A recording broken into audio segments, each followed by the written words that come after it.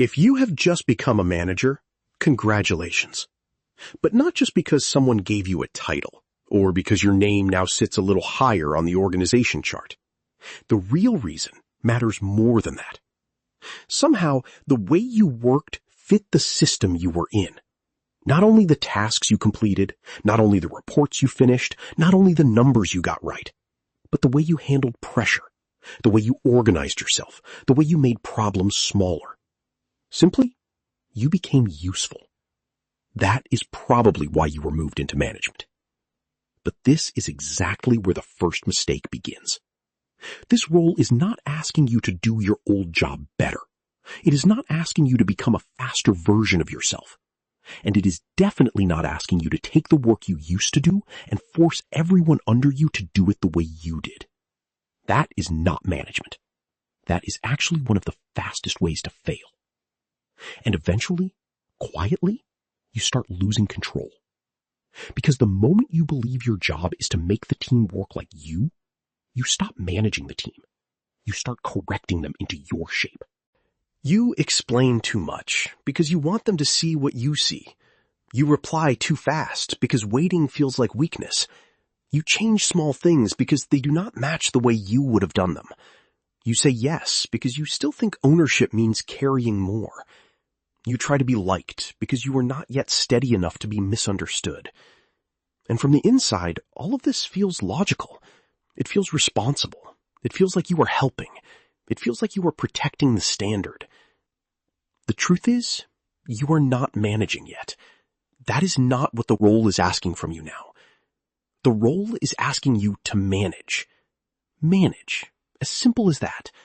Not to become the bottleneck. Not to turn people into copies of you. Not to prove every day that you can still do the work better than everyone else. Your job now is to let people work without turning them into you. To stop proving that you can do the work.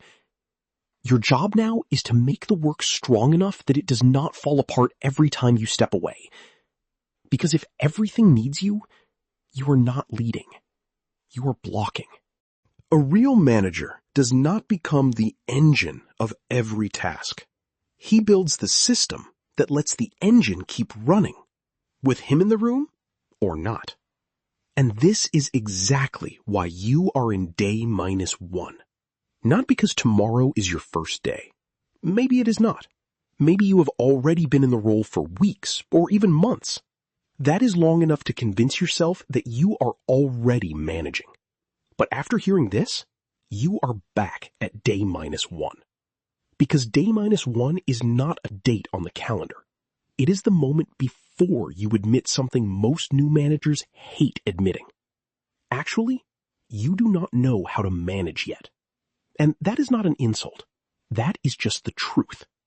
You knew how to do the work, survive the pressure, and at least make yourself useful. That got you promoted. But it did not magically make you a manager. And this is where people get offended. Because the second you say you need to learn management, most new managers hear it like an attack. Read a book? Study management? Learn how teams work? Come on, who has time for that? You already have emails, meetings, deadlines, people asking questions, a boss watching, a team waiting, and a calendar that looks like it was designed by someone who hates you. So the idea of sitting down to read about management feels almost ridiculous. And that is a big damn part of the problem. Because you would never say that about technical work. If you were a contractor, you would not say, I do not need drawings. If you were an engineer, you would not say, I do not need calculations. If you were a doctor, you would not say, I will figure anatomy out during the meeting. But somehow, people become managers and think they can improvise human systems under pressure. That is simply insane. And here is the brutal part. If you do not study management, you will still learn it, just in the most expensive way possible, at the very least through damaged trust. That is the price of refusing to learn. And this is not motivation. This is math. If your role changed, but your behavior did not, the outcome will change against you. That equation does not care about your intentions.